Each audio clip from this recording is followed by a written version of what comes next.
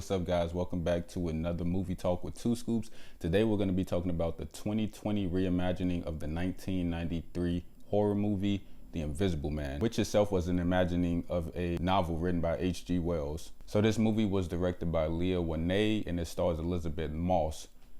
Basically, the plot of the movie is a crazy scientist is stalking his ex-girlfriend after he turns himself invisible. What I liked about this movie is the direction that they went.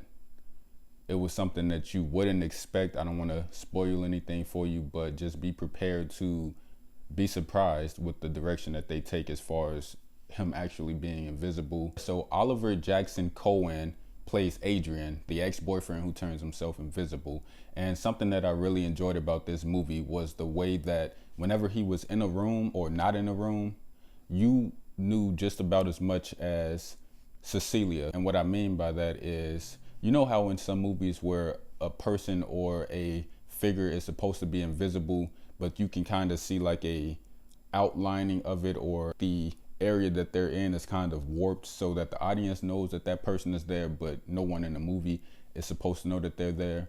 Well, they chose not to do that with this movie. So whenever the camera pans to any direction and it just pauses for a moment and it's implying that someone could be there or, you know, is there, you really don't know. So you feel just as paranoid as Cecilia feels. I thought that was really cool. It kept you on the edge of your seat. There are some moments in this movie where I feel like it's hard to suspend your disbelief. Some things happen and it makes you question where were the cameras or where were the extra eyeballs in the room, but nothing to the point where it would really take you out of the movie, at least in my opinion. I think the pacing was a little weird. It started off really slow and then it seemed like things started happening really rapidly. In the beginning, you kind of want for more to happen, but as soon as it starts happening, you kind of want it to slow down, or you want them to spend more time on just little details. But that's just a nitpick.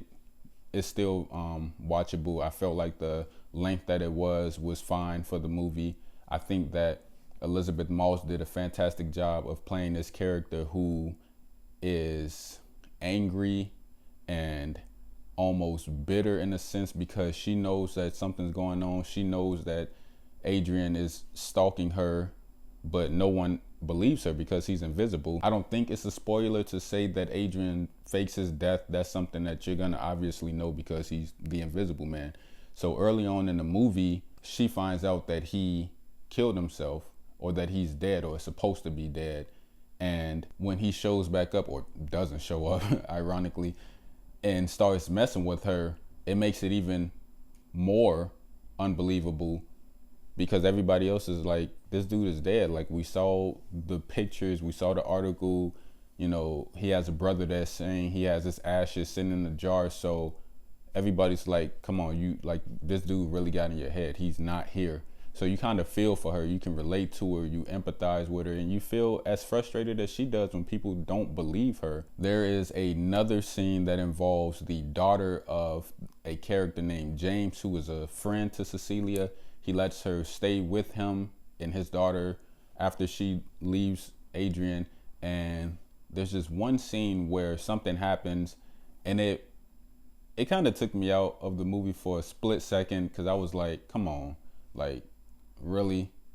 But I don't want to go into details. I will be posting another video where I talk about the entire movie from start to finish. There's going to be spoilers in it, and it's going to be, I'll post it shortly after I post this video. So if you're interested in seeing that and you've seen the movie, then I say you should check that video out. Or if you just don't care about spoilers and it's not going to ruin the movie for you and you want to know what you're getting into, then you can feel free to join in the conversation.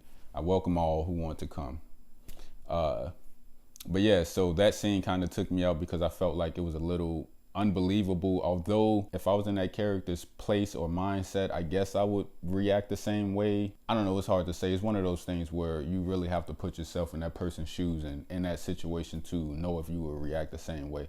But I just thought it was a little unbelievable, the way the scene played out. The movie did a good job of not doing too many jump scares. There weren't too many moments where, you know how when you go to a typical horror movie and it's like almost every scene you have this tension that's being built only to not amount to anything. Most of the time when tension is being felt in this movie, something is happening or something is honestly about to happen. So I want to give credit where credit is due for that, because I'm so tired of movies just trying to sell you jump scares and calling it a day. This movie does a really good job of being creepy. Another thing I wanted to point out that I don't think is a spoiler is something that I take issue with all horror movies across the board, and that's that no houses or buildings or facilities in these movies seem to have floors that creak or anything. Like, I've never been to a house where there wasn't one spot on the floor where it creaks or cracks or pops or snaps or Rice Krispies. I don't know why I said that. Snap, crackle, pop. Ignore me. Anyway, it was hard for me to believe that this dude is like sneaking around the house and never ever making a sound. I'm like, you know how slow and hesitant you have to be to not make a sound? And even then, chances are you're gonna make a sound because you don't know those spots on people's floors that creak. And I'm just saying, if it was me and I was chilling somewhere and then I just hear like a creak that's obviously a footstep, I'm getting out of there. And so clearly for the movies to continue to go, situations like that need not exist. So yeah, I guess I'll wrap this up. I can't really talk too long without going into details, but what I will say is that it was a good movie. When I first left the theater, I wasn't ecstatic about it. I wasn't jumping out of my seat. I didn't know if I liked it. I didn't know if I didn't like it. But after sitting with it for a day, I can honestly say that I did enjoy it. And I want to see it again to see if there's some things that I missed, if there's some things that will click, some things that'll sit better with me after a second viewing, because usually that happens. But I will say that after sitting with it for a day or two, I enjoyed it, and I think you'll enjoy it. And I think that you should go see it in a theater. Being in a movie theater, surrounded by other viewers and the surround sound and all of the elements of the movie theater will enhance your experience with this movie. So I recommend it. You got a 2 scoops recommendation. I don't know if that means anything to you. It should, because, you know, hey, it's me. But anyway, once again, I want to thank you for supporting this channel. I want to thank you for watching this video. Please share, like, subscribe. This channel is about to blow up, and you want to be a part of that. Thanks. See you next time. That was weird. I said see you next time, but my mouth barely moved. Oh, I'm trying, guys. Be patient.